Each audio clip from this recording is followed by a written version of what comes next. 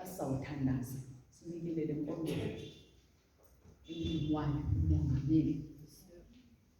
Sizawuculela tu 87 ahlala Kristu wena ithemba lethu, ithemba labo bonke abasemhlabeni, lithemba lenyaniso akunayo ithemba elimini lona lingahlukileyo, ulithemba labo bonke ababuye ezonweni bakuxela izono zabo uyithemba labo, ulithemba labalimi lapho bathi awusonile, ulithemba lamakholwa, ulithemba elilodwa.